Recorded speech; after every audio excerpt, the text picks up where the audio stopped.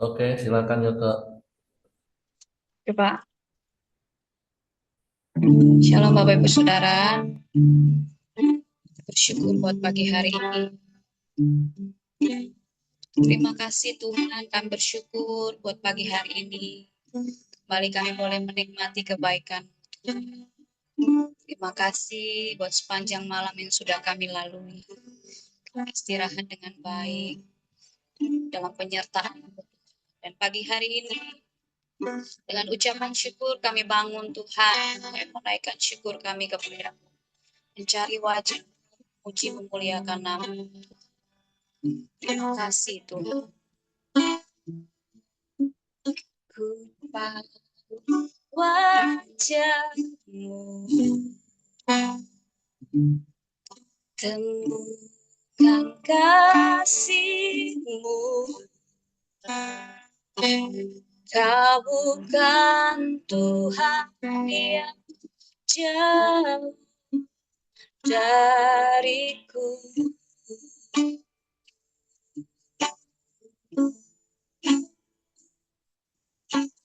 Panggil namamu,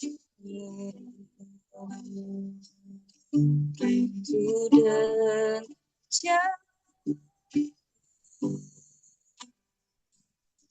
Kau Tuhan yang sedekat,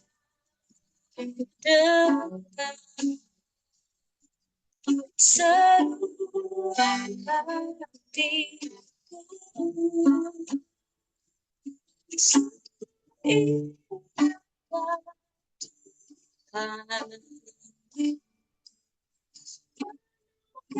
Kasih dan sayang, kau tempat hidup bagi setiap hati yang dekat. Sungguh indah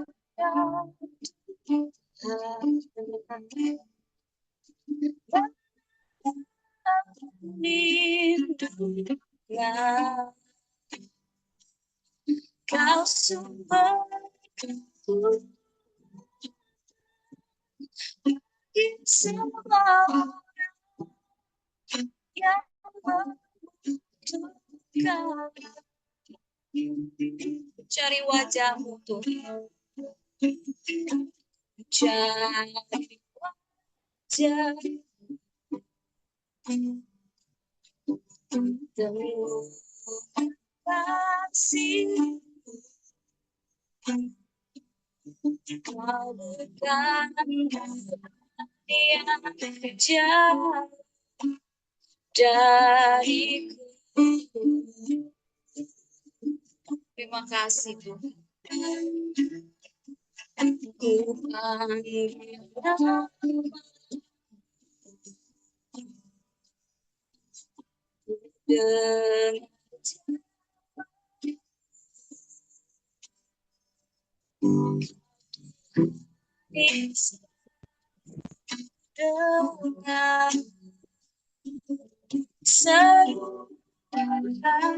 dengan seluruh hatiku. Indah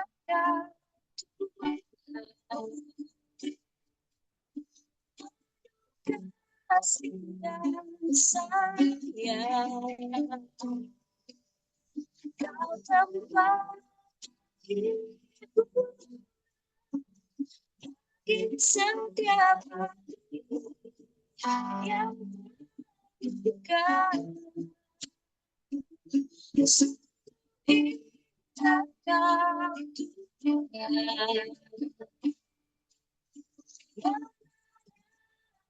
hidupkan,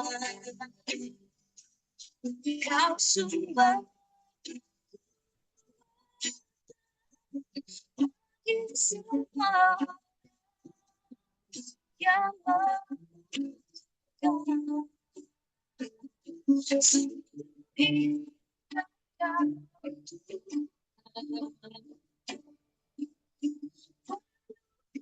Kasih dan sayang, tempat ibu bagi setiap hati yang kau sungguh indah Tuhan.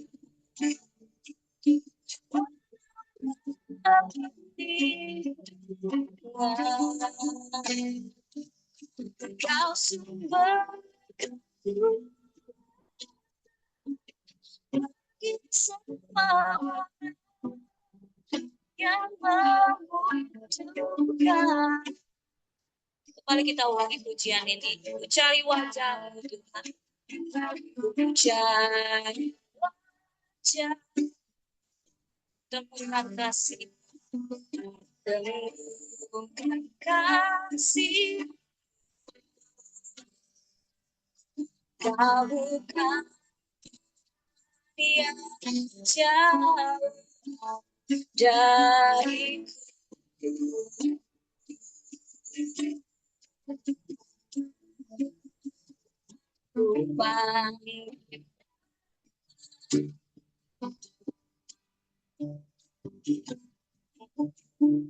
Jawab, terima kasih. Kau Tuhan bisa dengar.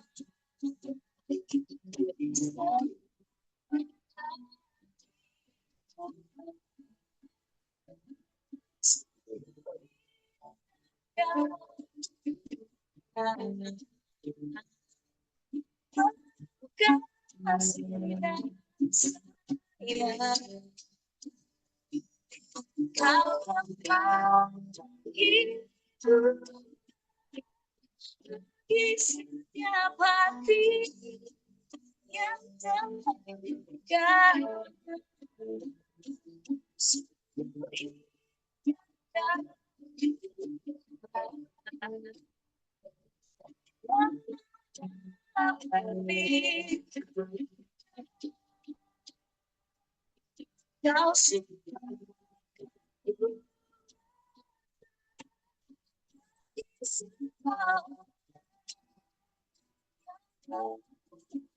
Kau kau sumber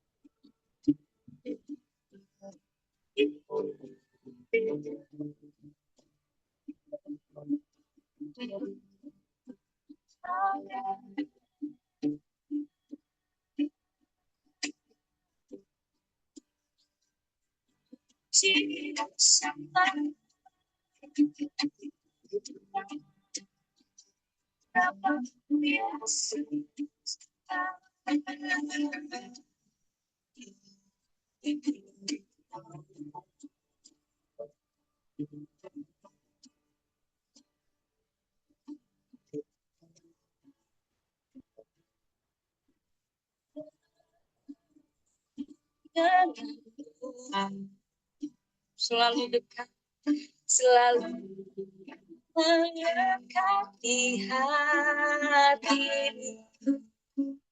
Firman itu pada saat hidupku yang berdaulat atasku, temu denganmu. Selalu melekat di hatimu. Firman itu dasar hidupku yang berdaulat atasku. Kasihmu Tuhan, kasihmu layakkan hidupku, mampukan ku melakukan yang kau inginkan. Tak bisa terlepas, kau menggenggam tangan, ingin pribadimu. Kasihmu layakkan seluruh hidupku, mampukan ku melakukan yang kau inginkan. Tak bisa ku terlepas, kau menggenggam tangan, ingin berkenan pribadimu.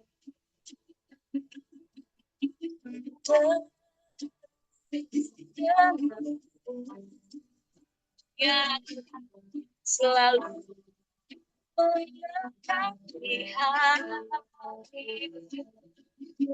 Firman-Mu itu dasar hidup yang berdaulat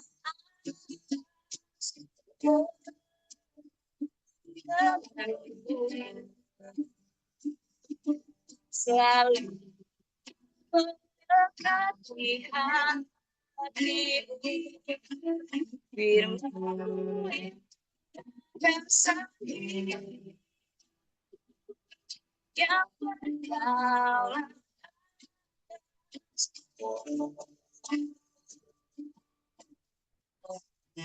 Kita ulangi kembali. Kasihmu layakkan seluruh hidupku, mampukan ku melakukan yang kau inginkan. Tak bisa ku terlepas, kau menggenggam tangan, ingin lebih mengenal pribadimu. Lagi katakan kasihmu Kasih-Mu layakan seluruh hidupku. Mampukah Kamu, mampukah ku melakukan yang Kau inginkan? Tak bisa ku terlepas, Kau menggenggam tangan, ingin lebih mengenal pribadi-Mu. Ku terhubung denganmu, selalu melekat di hatimu.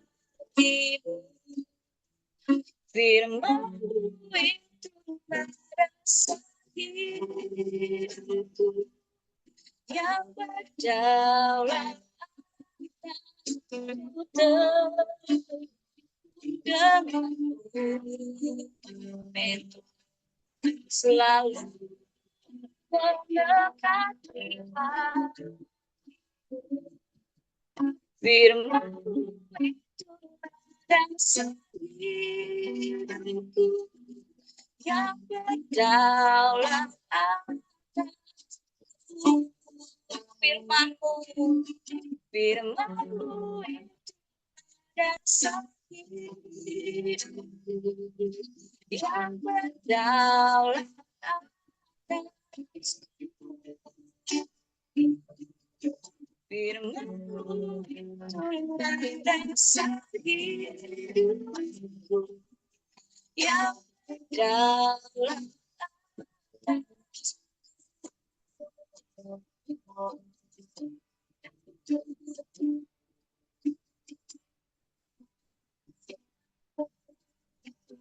Berdaulat Firman-Mu yang kuasa, Firman-Mu yang meneguhkan,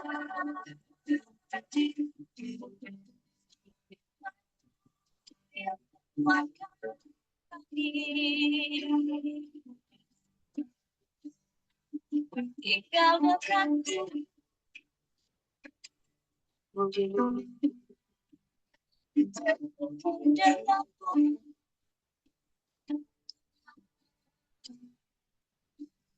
jalan bersamamu, Yesus. Hidup kami dalam tangan-Mu. Terima kasih,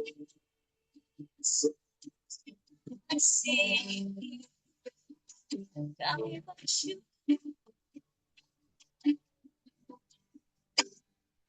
di dalam-Mu kami kuat.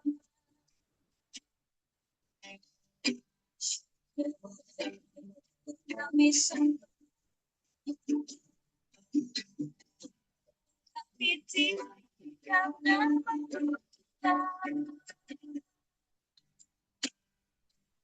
Kau sumber kekuatan. Kasih Yesus, segala pujian, hormat dan syukur hanya bagi-Mu, Tuhan. Terima kasih. Terima kasih Tuhan. Kami bersyukur buat anugerah-Mu dalam hidup kami. Kami boleh menikmati Engkau Tuhan pagi hari ini. Terima kasih Tuhan. Terima kasih. Sebentar kami mau dengar firman-Mu Tuhan, yang menjadi dasar kehidupan kami, yang menjadi kekuatan dalam hidup kami.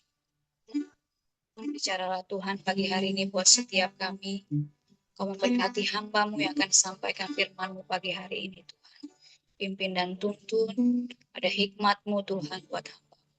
Kami bersyukur dalam nama Tuhan Yesus kami berdoa. Amin. Ya, Shalom, Bapak Ibu dan saudara semuanya. Nah, saat teduh kita hari ini dari Kejadian 30 saya baca ya. Ketika dilihat Rahel bahwa ia tidak melahirkan anak bagi Yakub, cemburulah ia kepada kakaknya itu. Lalu berkata kepada Yakub, berikanlah kepadaku anak, kalau tidak aku akan mati. Maka bangkitlah amarah Yakub terhadap Rahel dan ia berkata, akukah pengganti Allah yang telah menghalangi engkau mengandung? Kata Rahel, ini Bilha, budakku perempuan, hampirilah dia supaya ia melahirkan anak di pangkuanku, dan supaya oleh dia aku pun mempunyai keturunan. Maka diberikannya lah Bilha budaknya itu kepada Yakub menjadi istrinya, dan Yakub menghampiri budak itu. Bilha mengandung lalu melahirkan seorang anak laki-laki bagi Yakub. Berkatalah Rahel, Allah telah memberikan keadilan kepadaku, juga telah didengarkannya permohonanku dan diberikannya kepadaku seorang anak laki-laki. Itulah sebabnya ia menamai anak itu Dan. Mengandung pula lah Bilha, budak perempuan Rahel, lalu melahirkan anak laki-laki yang kedua bagi Yakub. Berkatalah Rahel, aku telah sangat hebat bergulat dengan kakakku, dan aku pun menang. Maka ia menamai anak itu Naftali. Ketika dilihat Lea bahwa ia tidak melahirkan lagi, diambilnya lah Zilpa, budak perempuannya, dan diberikan kepada Yakub menjadi istrinya. Dan Zilpa, budak perempuan Lea, melahirkan seorang anak laki-laki bagi Yakub. Maka berkatalah Lea, mujur telah datang, maka ia menamai anak itu Gad. Dan Zilpa, budak perempuan Lea, melahirkan anak laki-laki yang kedua bagi Yakub. Berkatalah Lea, aku ini berbahagia. Tentulah perempuan-perempuan akan menyebutkan aku berbahagia. Maka ia menamai anak itu Asher. Ketika Ruben pada musim menuai gandum pergi berjalan-jalan, didapatinya lah di padang buah Dudadim.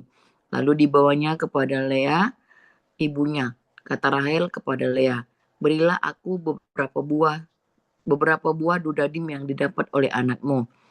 Jawab Lea kepadanya, apakah belum cukup bagimu mengambil suamiku? Sekarang pula mau mengambil lagi buah Dudadim anakku.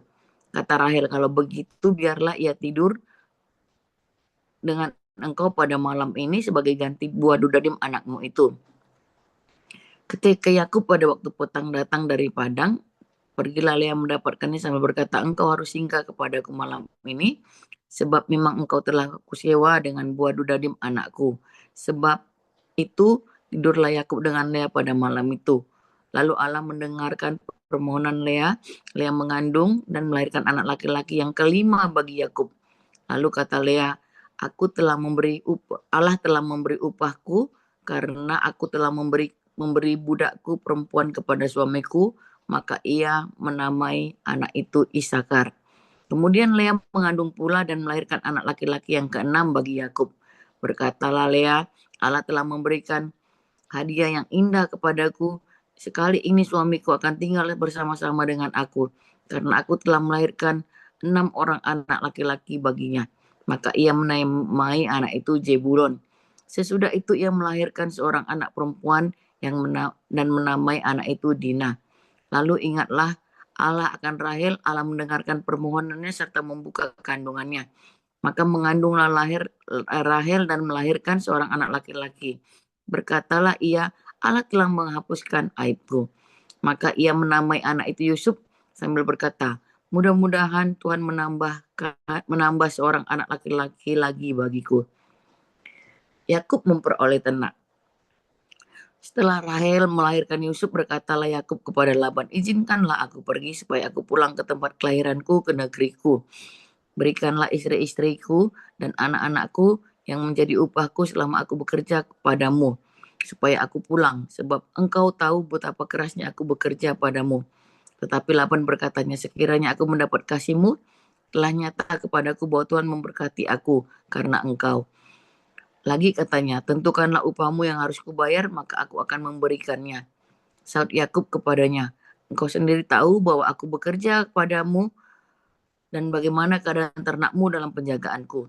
Sebab harta milikmu tidak begitu banyak sebelum aku datang. Tetapi sekarang telah berkembang dengan sangat, dan Tuhan telah memberkati engkau sejak aku berada di sini. Jadi, bilakah dapat aku bekerja untuk rumah tanggaku sendiri? Kata Laban, apakah yang harus kuberikan kepadamu? Jawab Yakub, tidak usah kau berikan apa-apa kepadaku. Aku mau lagi mengembalakan kambing dombamu dan menjaganya, asal engkau mengizinkan hal ini kepadaku.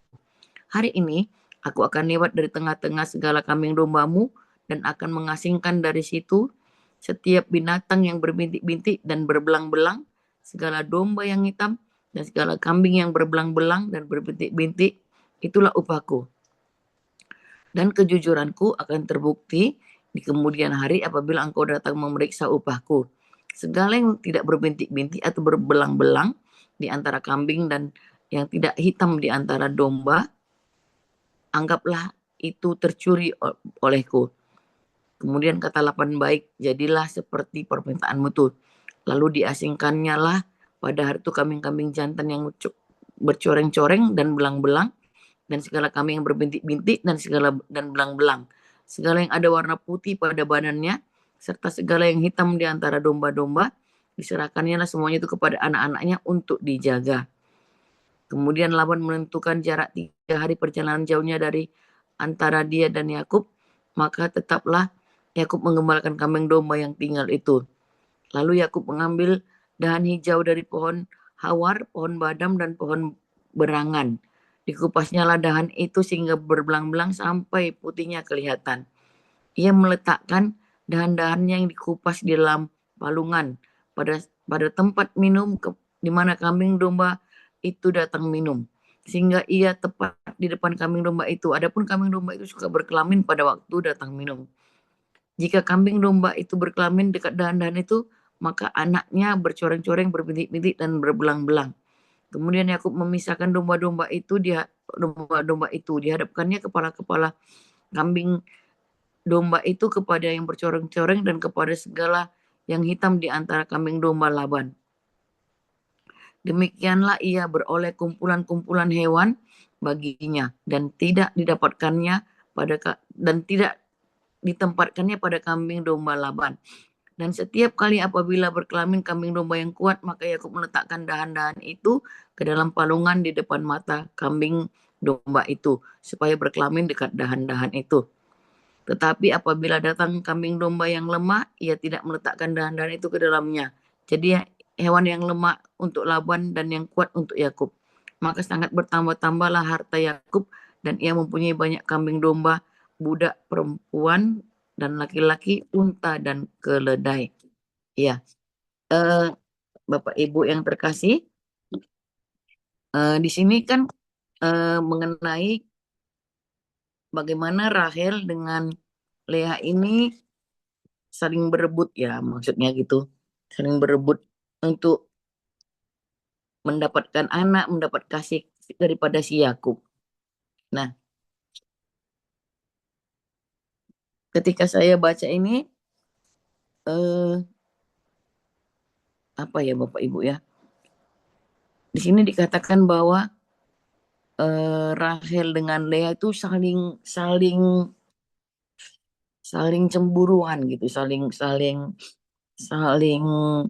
iri hati gitu. Kalau kita bayangkan hidup seperti itu, alangkah tidak enaknya. Hidup di dalam keiri hatian, kecemburuan, hidup di dalam keadaan tanda kutip tidak dicintai oleh suami gitu. Nah, kita tahu bahwa Yakub itu cinta kepada Rahel, tetapi Laban ayahnya itu memberikan Leah kakaknya ya. Mungkin pada zaman dulu itu pantang kalau kakaknya itu dilangkahi ya istilahnya ya. Tidak, maksudnya adiknya menikah, kakaknya belum. Nah, seperti itu. Nah, yang kita lihat dari Rahel ini pada waktu itu dikatakan ayat 1, berikanlah kepadaku anak, kalau tidak aku akan mati. Nah, bangkitlah amarah Yakub ya. Dia katakan, apakah aku ini Allah?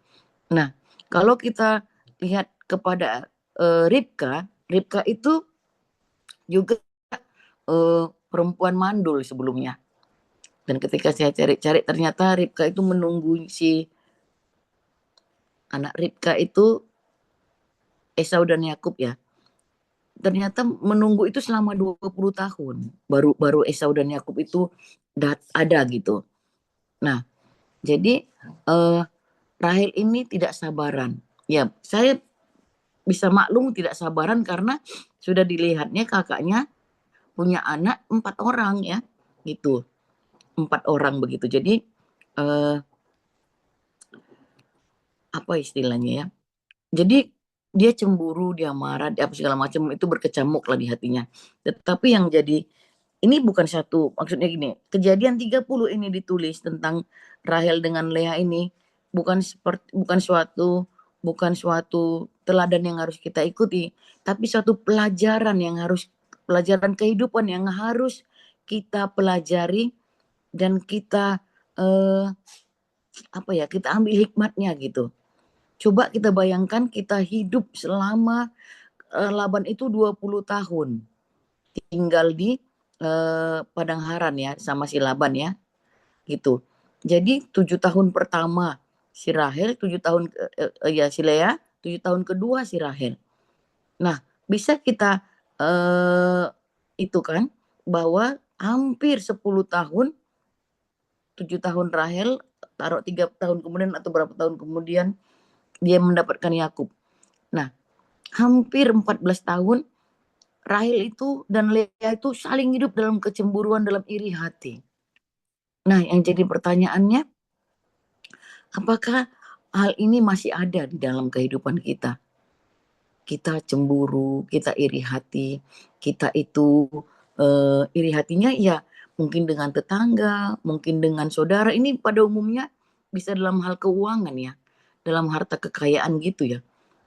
Misalnya tetangga sudah punya ini atau kakakku sudah punya ini atau adikku sudah punya ini, kok aku belum ya gitu. Apalah kita koreksi diri kita.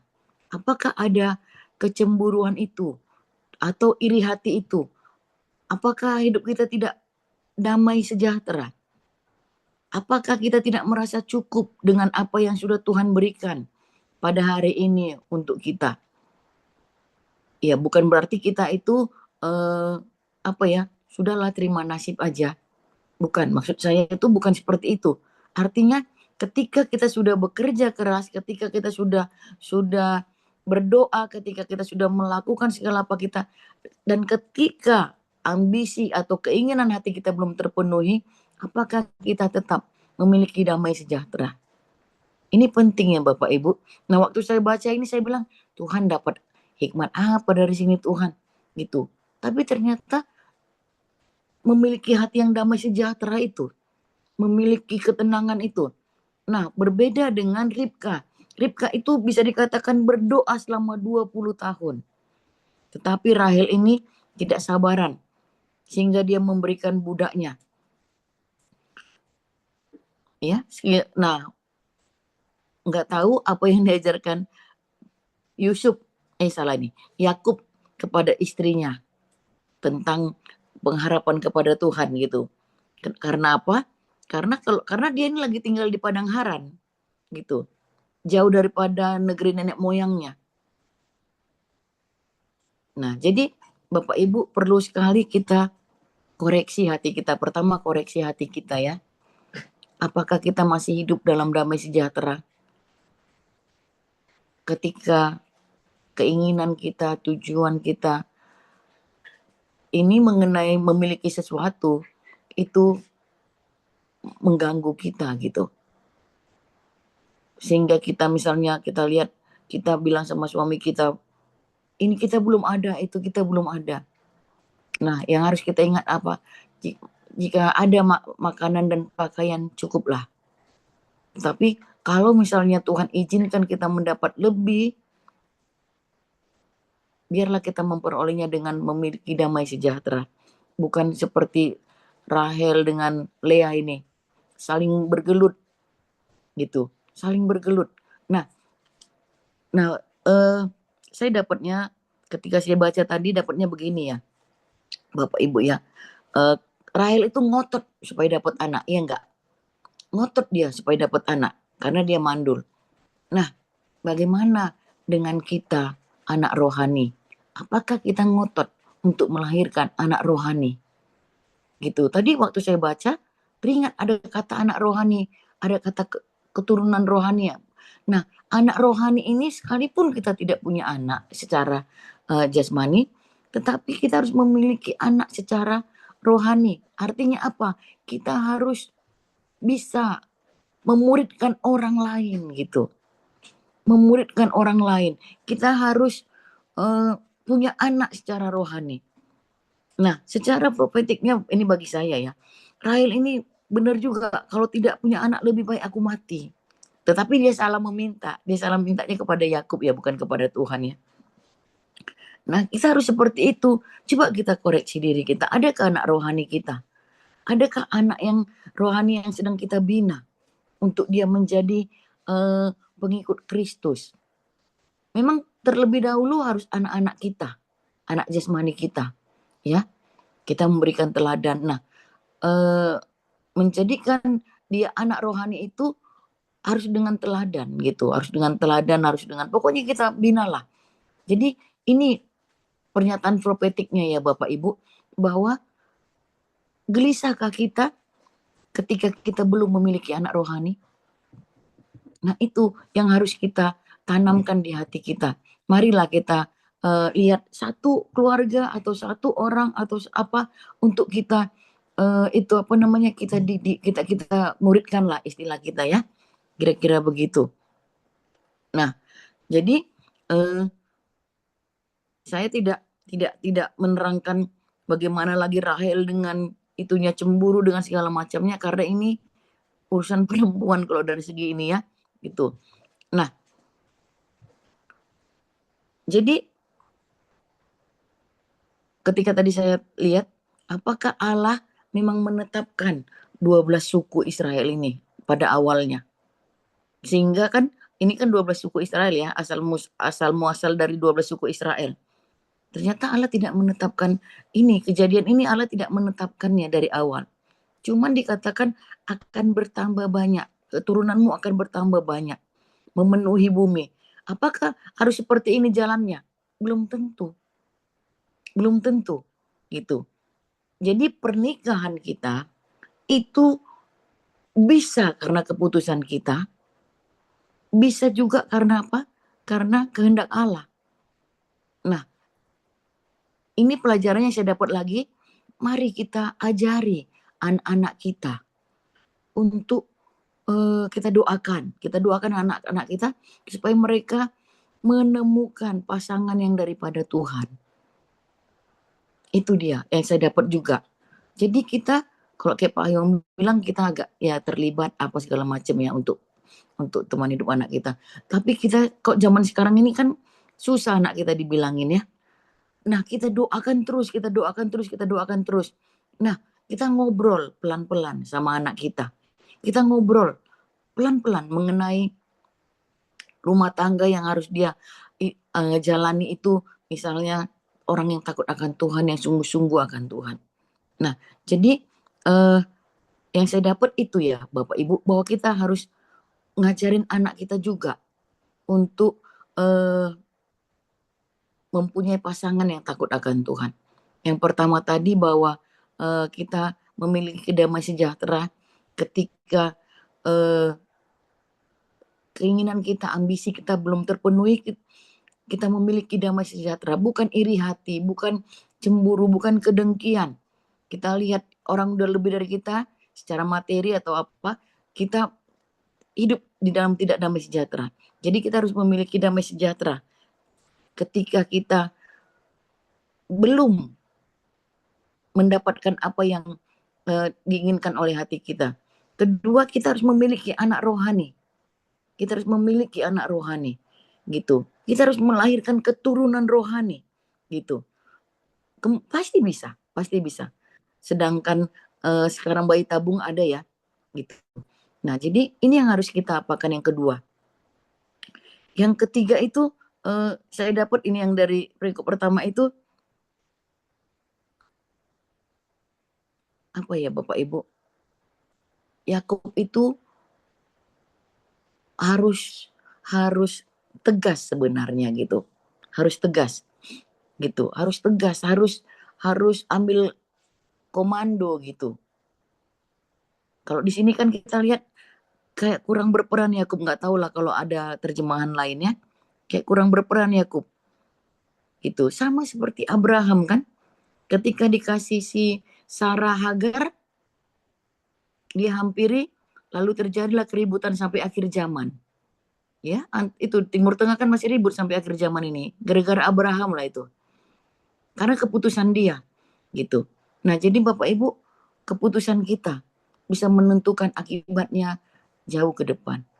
Nah, kita lihat juga Yakub di sini tidak mengambil peran yang signifikan untuk istri-istrinya, begitu ya. Nah, jadi bapak-bapak ambillah tongkat komando, apa namanya, tegas tapi lembut. Ah, gimana gitunya Pak Heri, 1, 2, 3.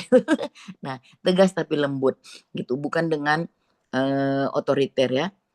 Nah, begitu yang saya dapat dari perikop pertama itu begitu. Nah, akhirnya Tuhan mendengar Rahel mendapatkan apa, doa Rahel, dan mengingat akan Rahel, dan dia diberikan keturunannya. Kita tahu ada Yusuf dan Benyamin ya. Nah, begitu. Nah, lalu yang di kedua ini Yakub memperoleh ternak. Nah, saya melihat di sini Yakub ini itu ya pekerja keras ya. Dia pekerja keras. Ini harus perlu diteladani oleh bapak-bapak ya. Pekerja keras. Jadi Yakub ini pekerja keras. Buktinya apa? Setelah Yusuf lahir itu kan 7 tahun kemudian, 6 tahun lagi dia bekerja untuk mendapatkan domba-domba yang dia sarankan kepada Laban. Artinya Yakub ini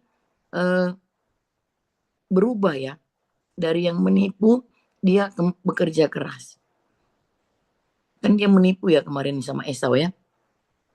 Nah, dan paling luar biasanya Tuhan memberkati Yakub ya, memberikan hikmat kepada Yakub.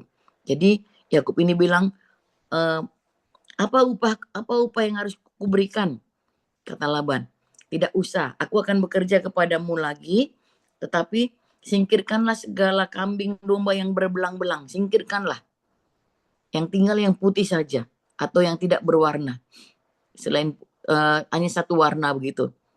Nah, lalu Yakub itu Tuhan kasih hikmat apa yang membuat dahan dari beberapa pohon itu menjadi belang-belang, dan ketika kambing domba itu minum dan berkelamin di situ, dia lihat di palungannya itu, di tempat minumnya itu apa namanya, belang-belang, ajaib ya, bisa bisa anak-anak domba itu, kambing domba itu lahir belang-belang, dan itulah milik Yakub.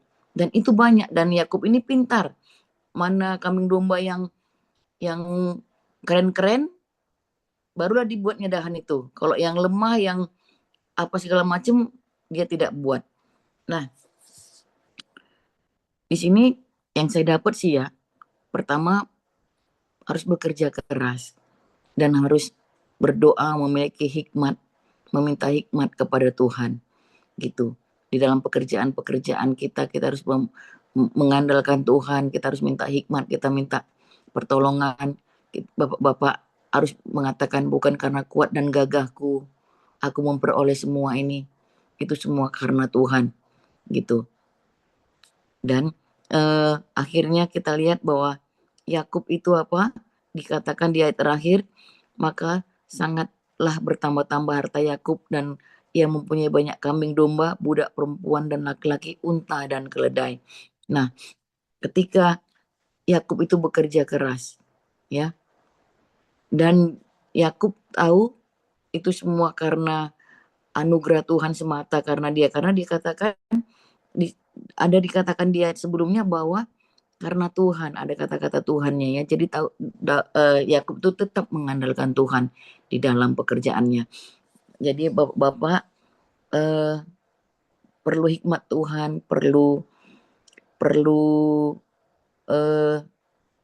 pertolongan Tuhan ketika kalian bekerja, ketika kalian buka toko, ketika apalah ya Bapak-bapak ya, begitu. Karena Bapak-bapak yang sumber dari rumah tangganya. Kira-kira itu Pak Heri. Tuhan memberkati. Silakan Pak Heri ditambahkan.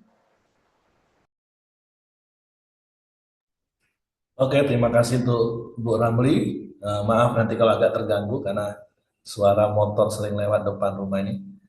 Ya, jadi hari ini seperti apa yang tadi Bu Ramli sudah sampaikan, dan berkali-kali juga saya katakan bahwa firman Tuhan itu dicatat untuk menjadi contoh dan peringatan bagi kita.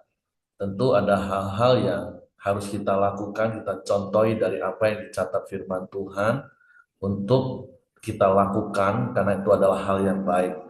Dan tentu ada hal yang menjadi peringatan bagi kita untuk tidak kita lakukan.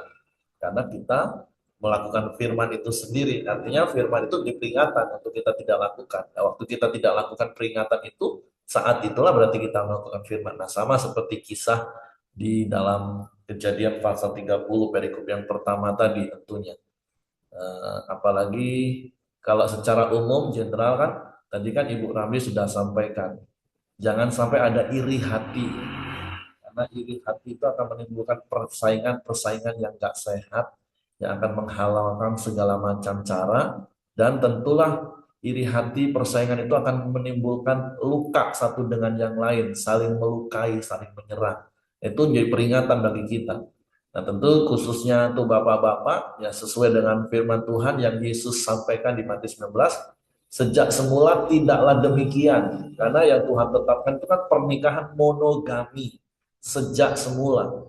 Dan kita lihat ada campur tangan manusia yang dari semula juga membuat pernikahan itu bukan lagi jadi monogami, tapi jadi poligami. Dan selalu kita lihat hasilnya adalah apa? Berantem. Bahkan sejak zaman Abraham kita tahu sampai hari ini keturunannya. Dan seperti Ibu Rabi tadi katakan, apakah ini Tuhan yang merencanakan? Yaitu tadi 12 suku bangsa Israel juga lahir akhirnya karena didasari dengan hal-hal seperti ini. Sehingga kita tahu ujungnya juga 12 suku itu juga jadi pecah seperti itu. Dan jadi dari sisi kemanusiaan ya tentu sekali lagi ini menjadi peringatan bagi kita. Pertama, jangan sampai ada iri hati di hati kita, karena itu akan menimbulkan hal-hal ekses lain lagi yang akan lebih menyakitkan satu dengan yang lain. Nah, jadi, dan kalau untuk bapak-bapak, ya secara khusus ingat, bahkan kepada anak-anak kita, terus tanamkan bahwa pernikahan di dalam kekristenan itu adalah monogami, bukan poligami. Jangan sok-sokan merasa bisa adil, enggak akan pernah bisa terjadi hal itu. Yang seperti Ibu Rani tadi katakan, nggak akan ada damai, nggak akan ada bahagia. Yang ada hanyalah gontok-gontokan. Atau kalaupun nggak langsung perang berantem, tapi luka batin minimal luka batin pasti. Nah seperti itu. Nah untuk perikop yang kedua, ya kita juga belajar, ya memang di satu sisi, seperti Ibu Rami tadi katakan, kita harus cerdik, kita harus penuh hikmat. Tetapi ya dalam konteks Yakub ini ya kita tahu memang karakter dia kan masih Yakub, belum berubah jadi Israel. Masih ada unsur-unsur tipu-tipu untuk kepentingan diri sendiri. Ya di satu sisi kerja cerdik harus, tapi dalam konteks firman Tuhan bagi kita, Yesus ajarkan bukan cuma cerdik tapi juga harus tulus. Karena kalau cerdik nggak tulus ya seperti Yakub ini akhirnya cerdik dia cerdik kerja, tapi ya nggak tulus karena mungkin karena dia marah diperlakukan nggak adil oleh Laban sehingga dia merasa beberapa kali tertipu walaupun itu tuaian dari apa yang dia lakukan, menipu abangnya, menipu bapaknya seperti yang telah kita pelajari beberapa waktu yang lalu. Nah sehingga kalau kita baca di ayat terakhir ya akhirnya harta Yakub memang bertambah, tapi ada kalimat yang kurang etis rasanya.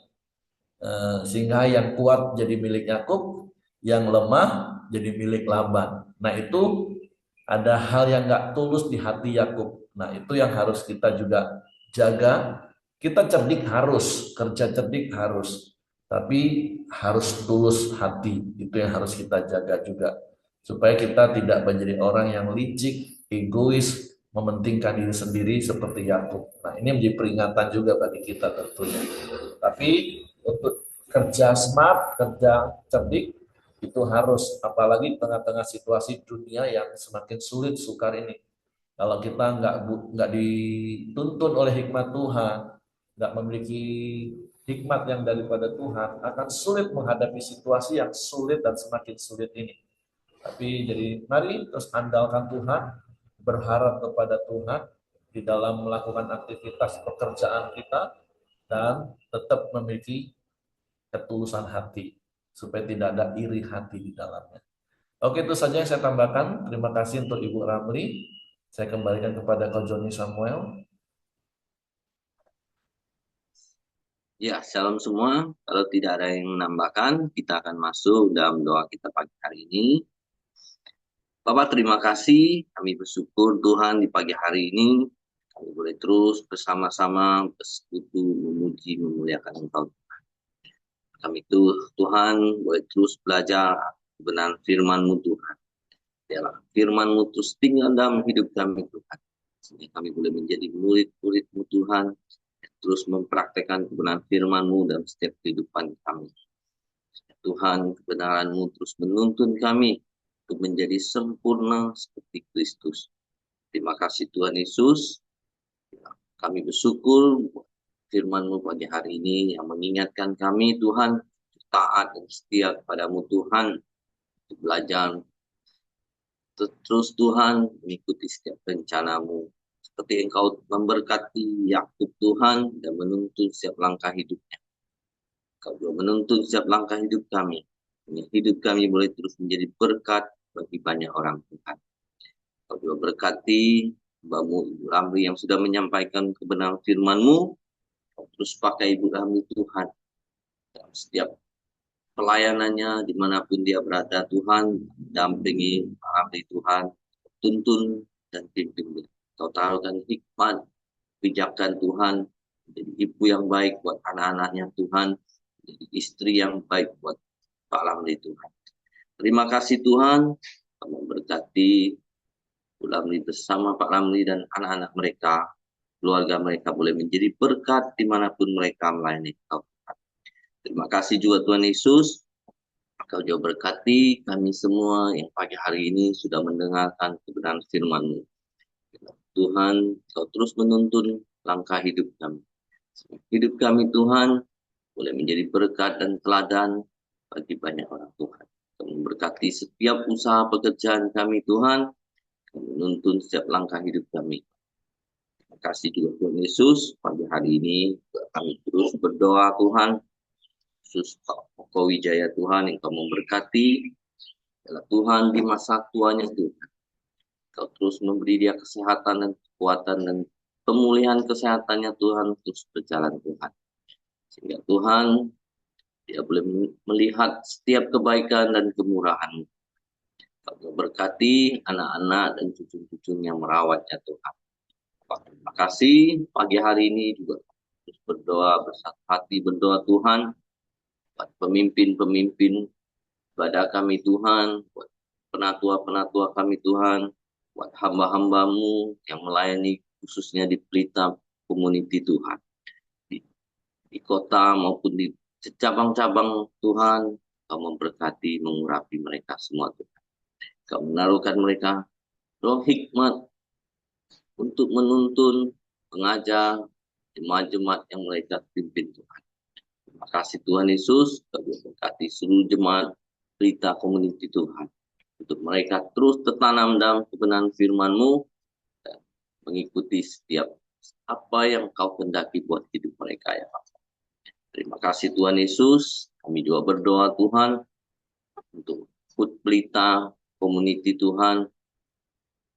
Engkau juga campur tangan lewat Food Pelita ini Tuhan. Kami boleh terus mempersatukan jemaat-Mu Tuhan. Untuk mereka semakin tertanam dalam Engkau Tuhan, semakin mengenalkan kebenaran firman-Mu.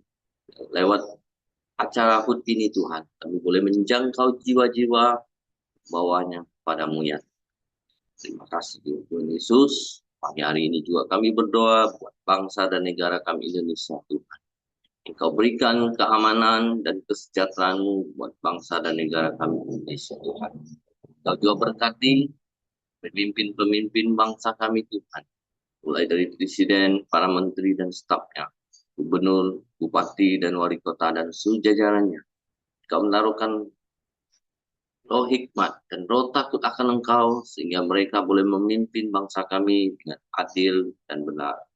Terima kasih juga Tuhan Yesus, kami juga bersyukur buat hasil bumi dan hasil alam yang melimpah yang Kau sediakan buat negara kami Indonesia ini, Tuhan. Biar Tuhan, semua boleh dikelola untuk kesejahteraan rakyat Indonesia. Terima kasih Tuhan Yesus, pagi hari ini kami serahkan setiap doa-doa kami dalam tangan. Mari kita masuk dalam doa Bapa kami. Bapa kami yang di surga, kuduskanlah nama-Mu, datanglah kerajaan-Mu, jadilah kehendak-Mu di bumi seperti di surga.